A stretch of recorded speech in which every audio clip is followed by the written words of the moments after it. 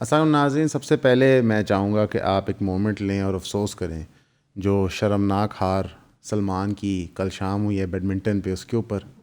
اس میں سلمان، عبد الرحمن زعیم senior editor, محسن office boy سب شامل تھے. اور یہ بیسکلی وہ وجہ ہے جس کے لیے ہم دفتر آتے ہیں.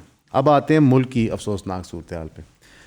گیلپ ایک بہت بڑا ادارہ ہے جس نے ایک سروے کیا ہے جو بیسکلی یہ دعویٰ کرتا ہے کہ 51% پاکستانیز بلیو کرتے ہیں کہ 2026 کے اندر پاکستان میں اکنامک امپروومنٹ ہوئے گی.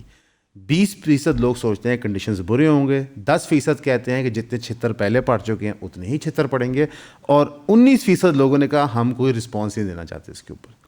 یہ 1000 لوگوں کا سروے کر کے 25 کروڑ لوگوں کے مائنڈ سیٹ کو ڈسکرائب کرنے والی بات ہے.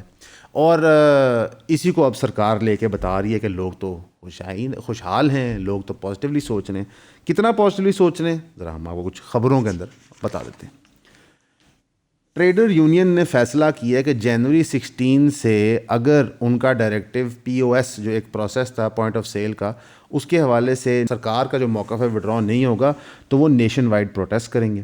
یہ ایک کمیٹی ہے، یہ آرگنائز کی تھی آل پاکستان انجمان تاجران نے اور ٹریڈرز ایکشن کمیٹی میں، جو انہوں نے انیشل ایک مارچ کیا تھا ایف بی آر کے دفتر تک. اس کے اندر اسلام آباد اور پنڈی کے ٹریڈرز تھے، representative of market association and small traders chamber تھے.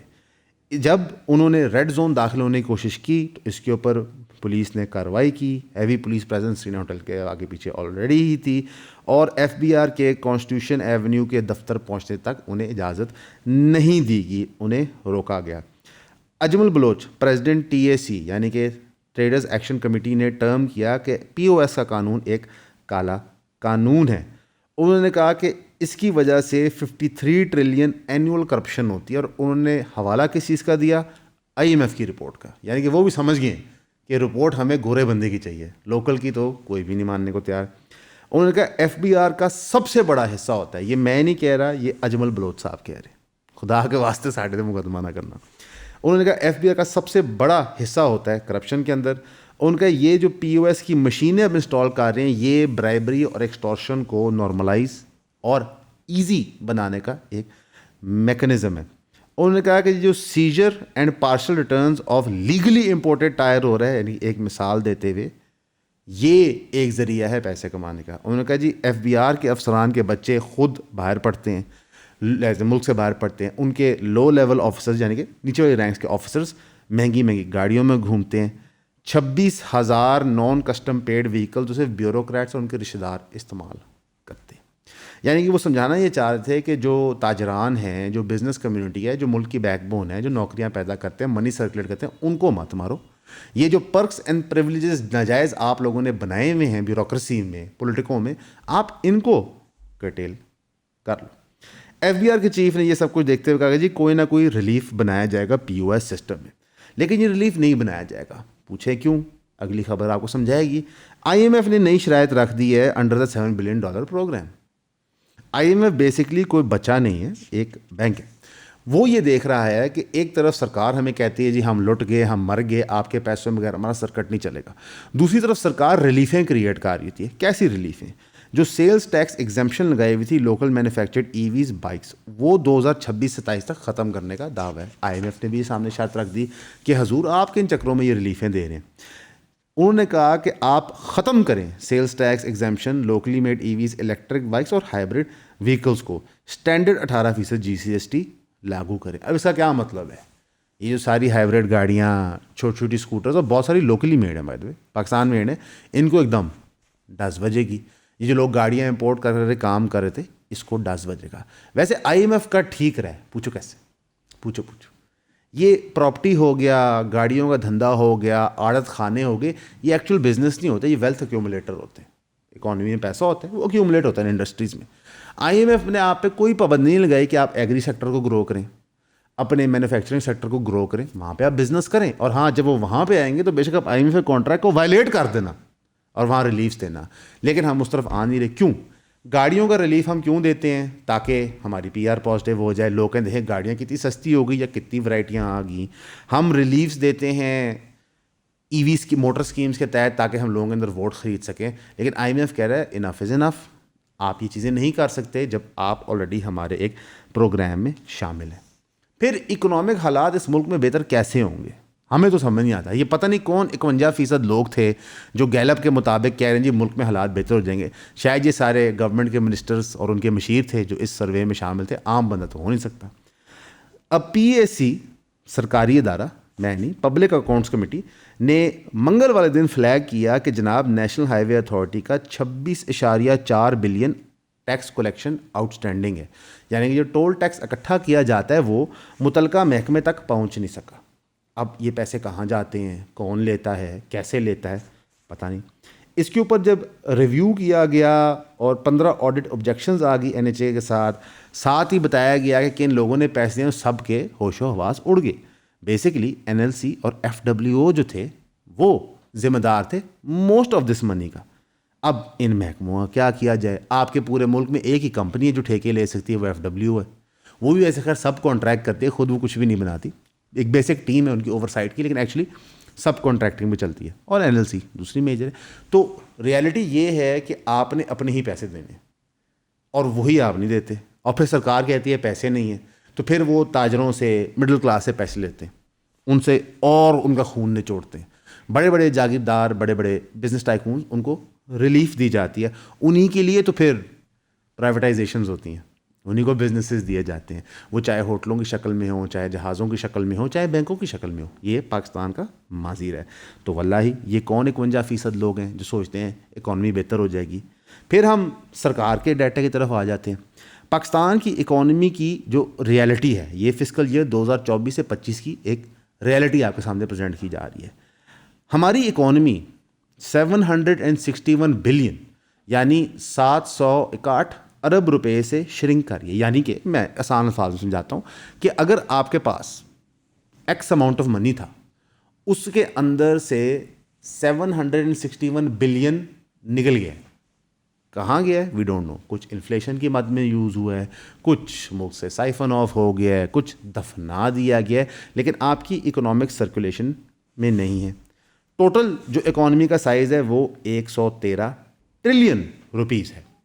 جی D P in terms of dollar 407 billion dollar ہے. جو پر کیپٹا انکم ہے جو بتائی جا رہی ہے انکریز کر گئی ہے، سارے سرکاری ٹاؤٹ اس وقت بتا رہی ہے پر کیپٹا انکریز کر گئی ہے.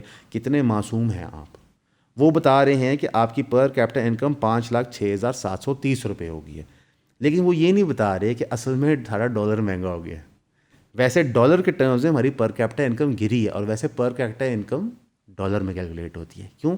تاکہ آپ میجر کر سکیں ایئر بائی ایئر کہ آپ کی بائنگ پاور گلوبل مارکیٹ میں کم ہوئی ہے یا زیادہ ہوئی ہے. تو ہماری actually per capita dollar income اب 1,814 ڈالر ہو چکی، جو کم ہے. تو لہٰذا ادھر بھی اکنامک انڈیکیٹر اچھا نہیں لگ رہا. اب 2023 کے سینسس کے بعد آپ کو مزید ریویژنز اس میں نظر آئیں گی جہاں پہ ڈیٹا اور بہتر طریقے سے کیومولیٹ ہوگا. پھر بات ہے اکنامک ٹرن اراؤنڈ کیسے ہوگا. جناب اس کے اندر صرف بزنس کے فیکٹر نہیں ہوتے، اس میں اور فیکٹر بھی ہوتے ہیں. جیسے انوائرمنٹ، سرکار پٹ اٹھی کہ ہم نے جدید ڈیٹیکشن سسٹم لگا لیا ہے، وہ بڑے اچھا اسموک کو ڈیٹیکٹ کر لیتا ہے. ہم اسموک کو کہیں بھی موجود ہو فوراً ڈیٹیکٹ کر لیں گے. کار اس کو ہم کچھ نہیں سکیں گے، لیکن ڈیٹیکٹ ہم ضرور کر لیں گے. اب اسموگ اس وقت لاکھوں لوگوں کو بیمار کر رہا ہے، اور اسموگ کرائسس پنجاب میں اس وقت موجود ہے. تقریباً 2 کروڑ سے زیادہ لوگ اسموگ سے افیکٹ ہوئے ہیں 2025 میں، جس کی وجہ سے پبلک ہیلتھ ایمرجنسی ہے.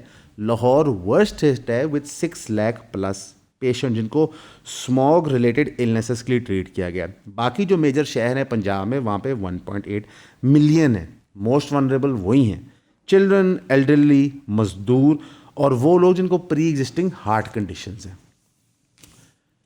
ہاسپٹلز نے asthma, bronchitis, pneumonia, I irritation, skin allergy and cardio vascular complication میں ایک ڈرامیٹک انکریز دیکھا.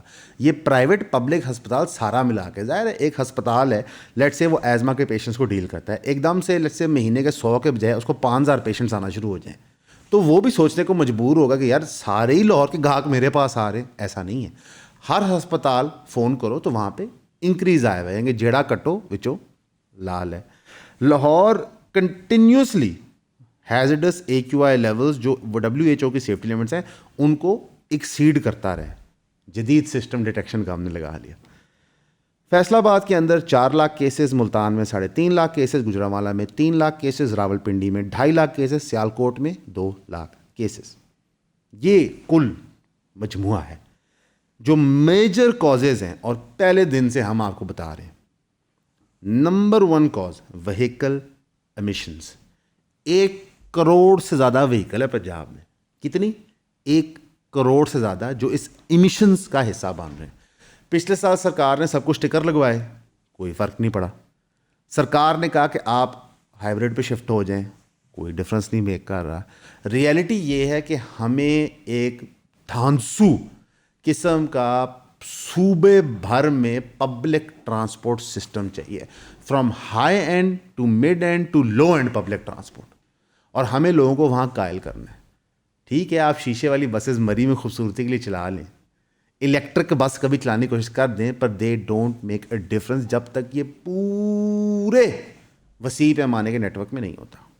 ہمیں اگریسولی جا کے گاڑیوں کے اوپر اکنامک ٹیکسز لگانے پڑیں گے ریلیٹو دی انوائرمنٹ. ہمیں کنجیشن ٹیکسز لگانا پڑیں گے جیسا لنڈن شہر نے کیا, لیکن ہم ان میں سے کچھ کرنے کو نہیں تیار. ہم نے جدید ڈیٹیکشن سسٹم لگا لیا اور ہم نے اس پہ کروڑوں روپے خرچ کیے اس کی ٹاؤٹی کروانے کے لیے. جو پنجاب کا یہ والا حصہ ہے جو یہاں لوگ رہتے ہیں, انہوں نے زیرو سیکریفائس دیا, بینیفیشری. نہیں یار دیکھو مطلب نہیں ہمارا صوبہ ادا ہو گیا, ہمارا کلچر ختم ہو گیا, ہمارا کلچر کی قربانی. ہماری آدھی برادری سکھ برادری ادھر ملک کے لوگ ہی اتنے قتل ہوئے ہیں یہاں پہ لاکھوں کی تعداد میں. ونڈ تو ہوئی پنجاب کی, آپ نے دیکھا تقسیم تو ہوئی پنجاب کی. اور If you can't give us money, give us credit. If you cannot give us money, give credit. یہ فیکٹری سر چیزیں نکل رہی ہے. لٹرلی کو پنجاب میں کوئی شٹ نہیں کرتا, کوئی شٹ نہیں کرتا. امان آپ کا پرابلم ہی ہے کہ people like you holding back Punjab. تم نے اکیلے جیسا مزمل نے اسٹیٹ کو ریز کیا, تم نے پنجاب کو روکا. میں ڈیم میں بند کی طرح سے کھڑا ہوتا ہوں, پانی سارا روک کے. پوری ویڈیو دیکھنے کے لیے ہماری ویب سائٹ پہ جائیں eonpodcast.com پہ اور میٹرکس کی سبسکرپشن لے لیں. صرف 3,000 روپے کی بات ہے. سی یو دیئر انشاءاللہ. گورنمنٹ نے جو temporary closures, traffickers, factory shut down and health advisories دی ہیں, اس سے کوئی میجر امپیکٹ نہیں آیا. سارے ایکسپرٹس اس وقت کہہ رہے ہیں کہ شارٹ ٹرم ایکشنز انسفیشینٹ ہیں, long term strict emissions control, cleaner transport اور پرماننٹ اینٹی اسموگ پالیسیز چاہیے. One of the biggest reasons smog کا ہمارا ناقص پیٹرول ہے. یعنی کہ جو ہم ایران سے مال اسمگل کرتے ہیں, جو ہم پورٹ پہ مال منگاتے ہیں اور پھر اس مال کو جو ہم گندا کر کے اپنے پیٹرول اسٹیشن میں پہنچاتے ہیں, وہ ایمیشنز ایکچولی انکریز کرتا ہے. آپ کسی بھی پیٹرول اسٹیشن جا کے ان سے 1 لیٹر تیل لے کے اس پہ ٹیسٹ رن کریں گے تو جو کوالٹی وہ آپ کو کلیم کرتے ہیں اس سے وہ کئی گنا گھٹیا ہی نکلے گا, which subsequently leads to more emissions. Again سرکار اس پہ بھی کچھ نہیں کرتی نظر آ رہی. سرکار اس وقت بہت بزی ہے بسنت کی تیاریوں میں. ویسے اس کے پوائنٹ آف ویو سے بتا دوں, اور ہارون رشید صاحب نے بھی خبر کور کی ہے, بسنت کے پوائنٹ آف ویو سے ایک نیا مسئلہ آ گیا. سلمان صاحب پوچھو کیا ہے؟ لوگوں کی جان جانا نہیں ہے, بچوں کی شر کٹ جانا نہیں ہے, کہ پتنگ کے اوپر لوگ عمران خان کی تصویر لگا کے اس کو اڑائیں گے. کیا کرو گے؟ کیسے روکو گے؟ یہ تو پرابلم ہمیشہ ہونی تھی کہ بھائی ایک پتنگ بنتی ہے, اس کے اوپر آپ اسٹکر لگا دیں عمران خان کا اور اس کو اڑانا شروع کر دیں, اور ہزاروں کی تعداد سے ایسے گڈیاں اڑیں اور کٹیں اور وہ پورے شہر میں پھیلیں. یہ تو برداشت نہیں کر سکتے. تو اب کیا کریں؟ کیسے اس کو میٹیگیٹ کریں؟ یعنی کہ سانس ہم سے لیا نہیں جا رہا, اکانومی ہماری تباہ ہو گئی ہے, لیکن یہ بڑا کرٹیکل ایشو ہے. ہمیں کسی طرح اس کو کور کرنا ہے, اس کو پکڑنا ہے. اچھا ویسے ہم پنجاب پہ بہت تنقید کر رہے ہیں, لوگ سمجھتے ہیں کہ ہم اینٹی نون لیگ ہے. نہیں, ہمیں پی پی پی بھی نہیں پسند, اور مذاق کے بعد علاوہ ہمیں پی ٹی آئی بھی نہیں پسند. وہ اگلی خبر بتاتا ہوں کیوں. پیپلز پارٹی کا ایک معصومانہ ینگ میئر ہے جو کہتا ہے کہ جناب ممدانی ہمیں دیکھ کے بنا ہے, کہ بیسلی ممدانی جو نیو یارک کی ریس جیتا ہے, ینگ ڈائنامک لیفٹسٹ میئر, تو وہ بیسلی کراچی کی مثال کو دیکھ کے بنا ہے. اتنا جھوٹ, یقین کریں پراپرٹی ڈیلر بھی نہیں بولتے. میئر مرتضیٰ وہاب صاحب نے کچھ عرصہ پہلے کہا تھا کہ مین ہول کور ایشو, یعنی کہ جو بچے گٹر میں گر کے شہید ہو جاتے ہیں, فوت ہو جاتے ہیں, اس ایشو کو پولیٹیسائز نہ کریں. جب لوگوں نے کہا کہ جناب آپ کی جرت, آپ کی مجال ایسی بات نہیں, پھر انہوں نے معافی تلافی کر لی, لیکن اصلی رنگ تو بیچ سے نکلتا ہے. ہم نے آپ کو غالباً کل یا پرسوں خبر دی تھی کہ 8 سال کا بچہ دلبر علی اسی طرح کے مہران ٹاؤن میں گٹر میں گر کے شہید ہو گیا ہے. تو اسی بات کے اوپر جب دوبارہ ان سے سوال پوچھے گئے تو انہوں نے کہا تھا کہ میں ریکویسٹ کرتا ہوں کہ اس ایشو کو پولیٹیسائز نہ کریں. ایک بچہ معصومانہ 8 سال کا سرکاری بنائے ہوئے گٹر جس کا لڈ موجود نہیں ہے اس کے اندر گر کے مر گیا ہے, تو اس کو کیا ایشو بنائیں, کیا کریں اس کو اکنامک ایشو بنا دیں, اس کو انوائرمنٹل ایشو بنا دیں, اس کو کوئی سوشل ایشو بنا دیں, اس کو کوئی اسرائیل کا پلان کہہ دیں, یہ یہودی سازش تھی یا مودی نے یہ کروایا تھا, یہ پولیٹیکل ایشو ہی ہے.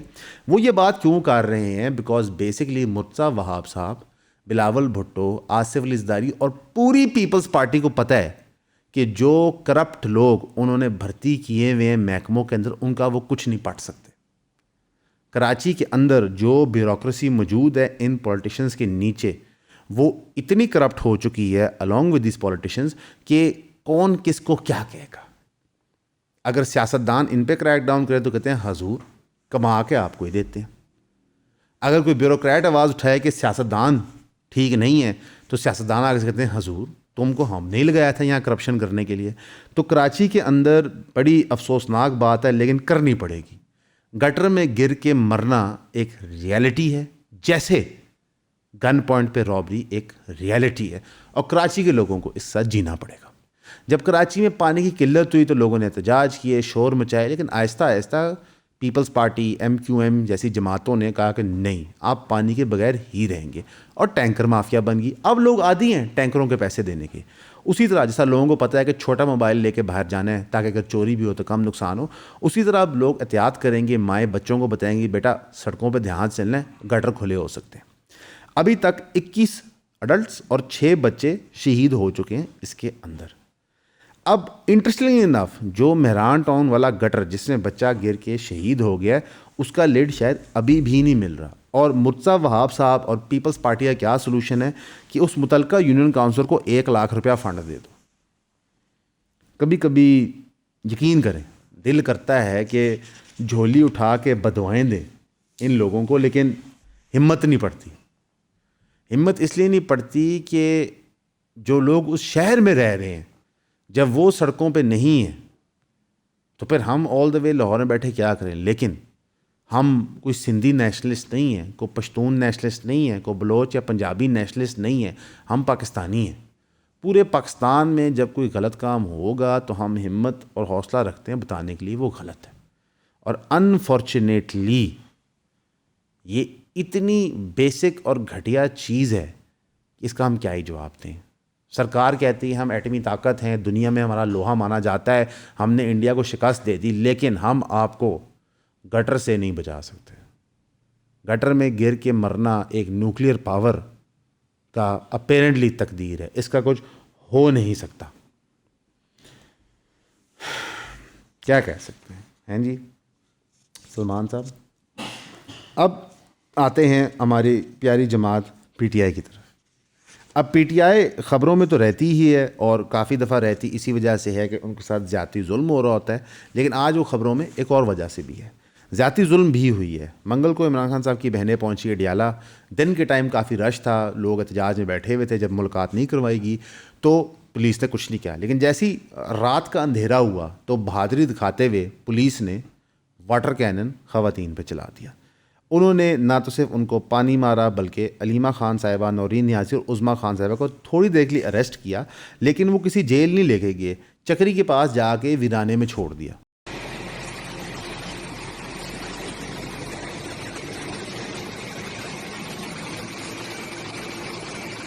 وہ تو شکر ہے پارٹی کے ورکرز وغیرہ ساتھ ہوتے ہیں تو انہوں نے ان کو وہاں سے ریکور کر لیا. باقی علیمہ خان صاحبہ نے پوائنٹ بلینک کہہ دیا کہ نہ آپ ویٹ کریں کسی کال کا, نہ آپ ویٹ کریں کہ کوئی پارٹی لیڈر آئے گا, آپ منگل والے دن 10,000 لوگ پہنچ جائیں اڈیالہ کے باہر کہ جناب ملاقات کروائی جائے. اس ساری ڈیوریشن میں ریاست اپنی کوشش کر رہی ہے بتانے کے لیے جی خان صاحب کو اندر پتہ نہیں کیا مل رہا ہے اور یہ لوگ تو ہیں انتشاری ٹولہ, یہ تو پتہ نہیں کیا کریں گے. ویسے یہ انتشاری ٹولہ والی کہانی سب پہ فٹ ہوئی ہے. ایک زمانے میں MQM سے بڑا دہشت گرد کوئی نہیں تھا, ایک زمانے میں PPP سے بڑا دہشت گرد کوئی نہیں تھا, ایک زمانے میں بتایا گیا تھا کہ جناب نون لیگ نے ملک کھا بھی لیا ہے اور ایٹ دا سیم ٹائم بیچ بھی دیا ہے انڈیا کو, امریکہ کو. ایک دفعہ میں بتایا گیا کہ جناب نون لیگ اور پیپلز پارٹی تو بیسکلی ملک کے نیوکلیر اثاثے بیچ رہی تھی. وہ تو امریکہ سے ڈیل بنا رہے تھے کہ آپ اثاثے لے لیں اور اقتدار ہمیں دے دیں. مطلب یہ کہانیاں چلتی رہتی ہیں. اور جب بھی کوئی کہتے ہیں نا ملک غدار, تو ہم سوچتے ہیں اے بندے نے کچھ چنگا کیتا ہوئے گا, ہم کہتے ہیں یہ میڈل بن جاتا ہے ان لوگوں کے لیے. بر اب انٹرسٹنگلی انف اس سے کچھ عرصہ پہلے ہمارے CM KP کے جو سہیل افریدی صاحب ہیں ان کا دورہ ہوا تھا پنجاب کے اندر. اس کے اندر خاصی ہی بدتمیزی کی گئی تھی اور اب اس بدتمیزی پر ڈبل ڈاؤن کیا جا رہا ہے.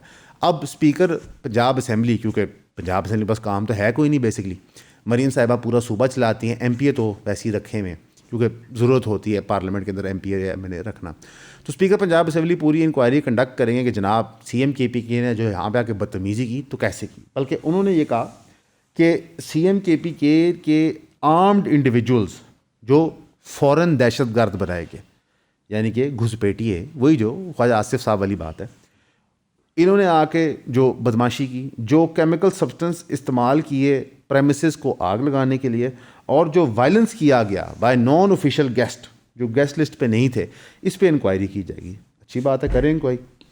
ہم لوگ یہاں ٹیکس بھرتے ہیں آپ کی گاڑیوں کے لیے, آپ کے چائے پانی کے لیے, آپ کے پنجاب اسمبلی کے مزوں کے لیے, تو آپ بھی وقت ضائع کریں, ہم بھی وقت ضائع کر رہے ہیں. اسی کے ساتھ ساتھ PTI چیئرمین گور علی خان صاحب, انہوں نے ایک اور ہی پینڈورا باکس کھول دیا. انہوں نے کہا جناب میں بھیک مانگتا ہوں اسٹیبلشمنٹ سے کہ مذاکرات کریں. جناب بالکل کوئی انسٹرکشن نہیں ہے خان صاحب کے کہ جب آپ ڈائلاگ ہالٹ کریں. ڈائلاگ اسینشل ہے. اسٹریٹ پروٹیسٹ تو ہم اس لیے کر رہے ہیں پریشر بنانے کے لیے نہیں, ویسے ہی کر رہے ہیں. یہ اب انہوں نے کیوں کہا سمجھ نہیں آتا. اس کے اوپر سلمان خان رضا صاحب نے کلیریفیکیشن دی. انہوں نے کہا جی ٹاکس ہم بھیک مانگ کے نہیں کریں گے, ایک مہذب طریقے سے کریں گے. ٹاکس بڑی نیسیسری ہیں اور without access to PTI founder یعنی عمران خان صاحب ہم ٹاکس کر نہیں سکتے. سہیل افریدی صاحب ذاتی وزٹ پہ آئے تھے, یہ بیرسٹر گور صاحب جو پارٹی کے چیئرمین ہیں وہ کہہ رہے ہیں. ریالٹی یہ ہے دوستوں کہ PTI کوئی جمہوری جماعت تو ہے نہیں, نہ نون لیگ جمہوری جماعت ہے, نہ پیپلز پارٹی جمہوری جماعت ہے, نہ ہی MQM, نہ ہی JUIF کوئی جمہوری جماعتیں. تو ان کا کوئی اسٹرکچر نہیں ہوتا. جب ان کا لیڈر اندر ہوتا ہے یا ملک سے باہر ہوتا ہے تو یہ ایسے ہی انشنٹ حرکتیں کرتے ہیں. ریالٹی یہ ہے کہ اگر آبجیکٹیولی دیکھا جائے, سہیل افریدی جو پنجاب آیا ہے, جو اس نے یہاں پہ آ کے لوگوں میں ملا ہے, جگہوں پہ گیا ہے, اور جتنا کو خوف پنجاب گورنمنٹ کو اس کے آنے سے ہوا ہے, یہ اوور آل PTI کے لیے ایک اسٹرانگ چیز تھی. اب وہ یہی چیز جا کے سندھ میں کرے گا, یہی چیز جا کے بلوچستان میں کرے گا. تو گور صاحب یہ کیوں کہہ رہے ہیں, میں اس کی وجہ بتاتا ہوں. کیونکہ ہر سیاسی جماعت نے ڈیول پالیسی رکھی ہوتی ہے کہ یہاں سے مزاحمت کرو اور یہاں پہ ایک دروازہ کھول کے رکھو مفاہمت کا. اب واللہ عالم یہ خان صاحب کے انسٹرکشنز ہیں کہ نہیں, کیونکہ ان سے مل کوئی نہیں پایا, تو کیسے بتائیں انہیں کیا انسٹرکشن ہے. بلکہ جو آخری کلیئر کٹ انسٹرکشن ملاقات کے بعد آئے تھے وہ یہی تھے کہ آپ اسٹریٹ موومنٹ کی تیاری کریں, اور وہ اسٹریٹ موومنٹ کی تیاری لگتا یہ ہے کہ سہیل افریدی صاحب کر رہے ہیں. اب آتے جی تھوڑی سی انٹرنیشنل نیوز کی طرف. ہم نے وہ خبر دی تھی کہ سعودی عربیہ نے اٹیک کر کے یمن کے اندر UAE کو پش بیک دیا اور 24 گھنٹے کا الٹیمیٹم دیا کہ یہاں سے نکلو پتلی گلی سے, نہیں تو نکالنا ہمیں آتا ہے. UAE دم دبا کے اب وہاں سے نکل رہا ہے. لیکن یہ معاملہ یہاں ختم نہیں ہوگا. جس علاقے کی لڑائی ہو رہی تھی آپ اس علاقے کو سمجھیں. ایک ریڈ سی کا باٹل نیک ہے جہاں سے آئل کی سب سے بڑی سپلائی لائن جا رہی ہوتی ہے. اس کے بارڈر کے قریب فنڈ کیا جا رہا تھا یمن کے اندر UAE کی طرف سے ریبل فورسز کو. اب اس ایریا پہ کنٹرول سعودی عربیہ بھی چاہتا ہے اور UAE بھی چاہتا ہے. ظاہر ہے بہت اسٹریٹجک ایکسیس پوائنٹ ہے, لیکن فی الحال سعودی عربیہ کا پلڑا بھاری رکھتا ہے. اور سعودی عربیہ کے حق میں قطر بھی بول پڑا ہے. پاکستان نے اس کے اوپر بیان دیا کہ جناب سعودی عربیہ اور UAE دوست ممالک ہیں, بیٹھ جیت کے بات طے کر لیتے ہیں, اور یہ معاملہ اب ادھر تھمے گا نہیں. اس کی وجہ یہ ہے کہ ٹرمپ کا جو پیس کا معاہدہ ہے اس نے ایکچولی مڈل ایسٹ کو بھی ڈیوائڈ کر دیا ہے. UAE جو پہلے اسرائیل کی گود میں بیٹھا ہوا تھا وہ تو کہہ رہا ہے جناب بالکل حماس کو بھی اکھاڑ کے پھینک دو اور غزہ کے ٹوٹے بھی کرنے سمجھ آتا ہے. لیکن سعودی عربیہ نے اب ڈفرینٹ موقف لیا ہوا ہے. وہ کہہ رہے ہیں جناب ہم کوئی وہاں نہیں جا رہے بندے لے کے, ہم نے نہ حماس کو ڈی ملٹرائز کرنے کی حامی بھری ہوئی ہے, اور قطر تو پہلے ہی میڈیٹنگ رول کر رہا تھا. اب مسئلہ یہ ہے کہ پاکستان کی جو کرنٹ رجیم ہے اس کے مراسم سعودی عربیہ سے بھی ہیں اور اس کے بہت اچھے مراسم یو اے ای سے بھی ہیں, اور یو اے ای ابھی $1 بلین کے شیئر خرید رہا ہے. سوری نہیں, یو اے ای $1 بلین کے شیئر اپنے دیے ہوئے ڈیٹ کے عوض آپ سے وصول کر رہا ہے کہ اس کو پتہ ہے پیسے تو دینے نہیں, اور ساتھ ہی ساتھ سعودی عربیہ کے ساتھ نے ہسٹورک معاہدہ کیا ہوا ہے. ویسے اس موقع پہ پاکستان کو سعودی عربیہ کی ہی سائڈ لینی چاہیے, بیکاز سعودی عربیہ فی الوقت ایک صحیح چیز کر رہا ہے. ایک ملک ہے یمن, اس کے اندر اس طرح انتشار نہیں پھیلانا چاہیے. انفیکٹ ہمیں وہاں پہ امن قائم کرنے کے لیے ایفرٹ کرنا چاہیے. یو اے ای کیونکہ ایک چھوٹا ملک ہے, پیسہ پوسا اس کے پاس ہے, اور ملک کی عیاش گاہ ہے بیسیکلی, دنیا کے لوگ وہاں پہ آ کے عیاشیاں کرتے ہیں. وہاں پہ تو اب یہ جو اونلی فینس ماڈلز ہوتی ہیں مختلف ممالک سے, ان کو بلایا جاتا ہے, ان سے عیاشیاں کی جاتی ہیں, پھر وہ قتل کر دیا جاتا ہے. تو یہ بڑی عام چیز ہو گئی ہے وہاں پہ. تو یہ بیسکلی عیاش گاہ ہے. اس میں اور مونکو میں اور بینکاک میں کوئی اتنا فرق نہیں ہے, صرف یہ ہے کہ یہ شرارتی بہت ہے. یہ افریقن نیشن اسٹیٹس میں بھی شرارت کر رہے ہوتے ہیں. پاکستان میں انہوں نے بہت شرارت کی ہے. کراچی کے اندر جتنی تاجر کمیونٹی بیٹھی ہوئی ہے وہ تو یہ سمجھتی ہے کہ کراچی کو اتنے برے حال رکھنے میں بھی یو اے ای کا کوئی ہاتھ ہے پیچھے, تاکہ وہ اپنی بندرگاہ کو سکسیسفل بنا پائے. بہرحال یہ ساری چیزیں اسپیکولیشن ہے.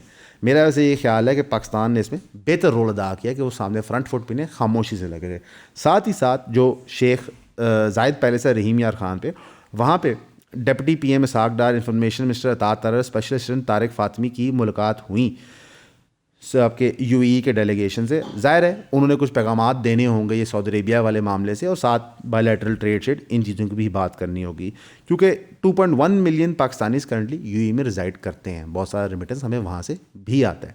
تو اوور آل پاکستان نے سچویشن کو تھوڑا سا میرے خیال سے بہتر ہینڈل کیا.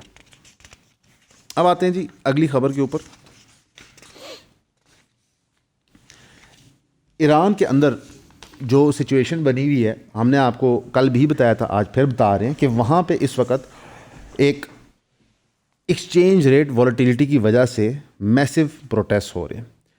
جو ڈپریشیشن آف ایرانین ریال ہوگی ہے وہ تقریباً 1.42 ملین ریالز $1 کے قریب آ رہے ہیں, اور 1.7 ملین ریالز €1 کے قریب آ رہے ہیں. اس کی وجہ سے باقاعدہ ادھر اکنامک ٹرانزیکشنز ایک ہالٹ کو آ گئی ہیں, اور جو نیچے پنپتی ہوئی ایک موومنٹ تھی لیٹ سے لبرل آرڈر کی, جو لوگ فریڈمز چاہتے تھے, خامنئی کی نجائز جو وہاں پہ حرکات و سکنات تھیں, اسپیشلی اس کی مورل پولیس کی, اس کے خلاف, وہ ساری اب اکٹھی ہو گئی ہیں. وہاں پہ ہسٹوریکل سلوگنس چینٹ کیے گئے, ریسٹ ان پیس رضا شاہ, یعنی کہ ایک اوور آل جو ان کے دینی نظام ہے اس کے خلاف بغاوت کے. مائنر کلیشز ہوئے, ٹیئر گیس استعمال ہوئی, اور کچھ علاقوں کے اندر اریسٹ بھی کیے گئے. گولیاں کسی بھی نہیں چلائے گی, یعنی تھیوکریسی کے اندر بھی انہوں نے ایک روم اور جگہ دیا. گورنمنٹ نے اس پہ کہا کہ ہم لیجٹمیٹ ڈیمانڈز آف پروٹیسٹ کو سنیں گے, ان کے ساتھ ڈائلاگ میں انگیج کریں گے. انہوں نے انٹیریئر منسٹر کا رول بتایا کہ جناب آپ جا کے پروٹیسٹ کے ریپرزینٹیوز کو ملیں. گورنمنٹ اسپوکس پرسن فاطمہ مہاجرانی نے کہا کہ پروٹیسٹ سمجھ آتے ہیں, exchange rate stabilisation, economic strategy اور انفلیشن مینجمنٹ ہی ہمارا نیکسٹ فوکس ہوگا. انفلیشن جو پچھلے سال 52% پہ تھی ایران کے اندر, وہ 36% مارچ پہ آ گئی ہے بقول سرکار کے. کرنسی کپلیپس جو ہوا ہے وہ تقریباً 50% ویلیو ہوا ہے 2025 میں, اس پہ انہیں کوئی کنٹرول نہیں ہے. اب یہ سارا کچھ کیوں ہو رہا ہے اور اس کے کیا آگے مقاصد ہیں, آگے اس کا کیا رزلٹ نکلے گا. ایران کو گلوبل آئسولیشن میں رکھ کے ایرانین گورنمنٹ کی آپشنز لمٹ کی گئی ہیں. اب پاکستان اور افغانستان نے اتنا کوئی اچھا کردار اس میں ادا کیا نہیں, زیادہ ذمہ داری پاکستان پہ آتی ہے کہ وہ ایک ریلیٹیولی اسٹیبل ملک ہے کمپیئر ٹو افغانستان. تو ایران کی گورنمنٹ کے پاس لمیٹڈ آپشنز تھی. پچھلے 2-2.5 سال سے جو وہ فلسطین کا موقف دنیا میں رکھ رہے تھے, اور بیک اینڈ سے حماس, ہوتیز اور حزب اللہ کو جو فنڈ کر رہے تھے, رن کر رہے تھے, اس کی وجہ سے وہ مزید آئسولیشن میں چلے گئے. ہم نے دیکھا کہ اسرائیل نے ڈائریکٹلی ایران پہ حملہ کیا, ایران نے رسپانس دیا, پھر ایونچولی B-2 بامبر آئے اور ان کی نیوکلیر سائٹس کو ڈیمیج کیا. اب اس آئسولیشن سے اسے نکلا نہیں جا رہا, ساتھ ساتھ ان کے ملک میں انسٹیبلٹی بنائی جا رہی ہے. لیبیا, سیریا, یمن, عراق, افغانستان اور اب ایران, اتنی مثالوں کے باوجود پاکستان گورنمنٹ کو ابھی تک سمجھ نہیں آ رہی کہ ہم ایک ریجنل بلاک بنائیں, تاکہ جب امریکہ ہم سے ناخوش ہوا کرے تو بالکل ہم ٹھٹے خوں نہ لگ جائیں, ہمارے پاس کوئی گنجائش اور روم ہو. اب ہمیں کیا خطرہ و خدشہ ہے کہ ایسے موقع پہ جہاں ایران پہ اتنا انریسٹ بنا ہوا ہے اور ایران کی اکانومی بھی بہت ٹف ٹائم پہ اسرائیل کو نیا چاند نہ چڑھا دے اور ریجن کے اندر پھر ایک جنگ کا فضا قائم نہ ہو. بیک ٹو بیک کئی جنگیں ہوئیں ریجن کے اندر ریسنٹلی, بہت گرمی تھی, اسرائیل ایران کی جنگ ہوئی, پاکستان انڈیا کی جنگ ہوئی, UAE بیکڈ افریقہ میں جنگیں ہوئیں, فلسطین تو ایک کنٹینیوس جنگ کا میدان بنا ہوا ہے, سیریا لبنان کے اندر گولہ بارود بم تو روٹین میں چل رہا ہے. تو اس ایریا کو جو سٹیبلائز کرنے کا خواب تھا ٹرمپ کا وہ تو ٹوٹ گیا, اور اب دوبارہ سے یہ ایریا اس آگ میں دکھیلا جا رہا ہے, اور یہ سب کچھ صرف اسرائیل کی ایما اور خوشی پہ کیا جا رہا ہے تاکہ وہ یہاں پہ سیکیور فیل کریں, یہاں پہ سیف فیل کریں. تو گیلپ کو شرم آنی چاہیے جھوٹ پھیلاتے ہوئے, اور گیلپ کو یہ سوچنا چاہیے کہ جناب یہ 51% 1000 میں سے کون لوگ تھے جو کہتے کہ ملک کی معیشت بہتر ہوگی. آپ ہمارے ملک کی بات کرتے ہیں, ہمیں تو دنیا کی معیشت ڈوبتے ہوئے نظر آ رہی ہے. امریکہ میں بھی ریسیشن ہٹ کر رہا ہے, جو امپیکٹس کووڈ ریلیٹڈ انفلیشن کے تھے ان کا سیکنڈ ویو اب آ رہا ہے. ظاہر ہے آپ نے اتنی کرنسی پرنٹنگ کی تھی, پھر ایک میس ویلتھ ایکومولیشن ہوئی تھی 1% لیڈ کی, the largest movement of money to the 1% ہوئی تھی ہیومن ہسٹری میں, تو اس کا امپیکٹ اور افیکٹس تو آنے ہیں. اس لیے لہٰذا آپ لوگ پلیز فائنینشلی رسپانسبل ہوئیں, پیسے ضائع نہ کریں, پیسے سیو کریں, گولڈ فارن کرنسی ایسٹس دیکھیں ان میں لیں, بے شک پیسہ ملک کے اندر رکھیں, لیکن کوئی لارج اسکیل انویسٹمنٹس پہ نہ جانا. یہ جو PIA کا آکشن ماڈل بنا ہے کہ جہاں پہ سرکار نے کہا کہ آپ صرف اتنا اماؤنٹ آف منی ہمیں دیں گے اور باقی سارا پیسہ PIA پہ ری انویسٹ کریں گے, وہ اس وجہ سے ہے کہ لیکویڈیٹی مارکیٹ میں بہت کام ہے. کاغذوں کے اوپر تو ہمیں دوسرے کو کہہ دیں گے 100 تیرا ہو گیا 200 میرا ہو گیا, لیکن ایکچوئل لیکویڈیٹی یعنی کیپٹل کیش کم ہے. کیوں؟ کیونکہ پاکستانی گورنمنٹ نے میجورٹی لون لیا ہوا ہے لوکل بینک سے. تو جب اتنی میجر ٹرانزیکشنز ہوتی ہیں تو ایسے نہیں کہ عارف حبیب صاحب کے گھر کے اوپر یہ پیسے پڑے ہیں انہوں نے لاکر سے نکال کے دے دینے, بینک سے یہ پیسے اٹھائے جاتے ہیں, اور جو ان کے ذاتی پیسے بینکوں کے اکاؤنٹ میں بھی ہوتے ہیں وہ بھی لیکوڈ فارم میں نہیں ہوتے اتنے لارج کیپٹل کے. تو پاکستان ایک فائنینشیل کرنچ کے اندر ہے اور وہ کرائسس اب ورسن ہو رہا ہے, اور 2026 ایک ٹف سال ہوگا. امید ہے آج 31 دسمبر کی اس ویڈیو نے آپ کو کچھ سکھایا ہوگا, اور یہ اس سال کی آخری ڈپریشن کی ڈوز ہے. انشاءاللہ آپ کو نئے سال میں ملیں گے نیا ڈپریشن دینے. ہمیشہ کی طرح آپ کا سننے کا شکریہ.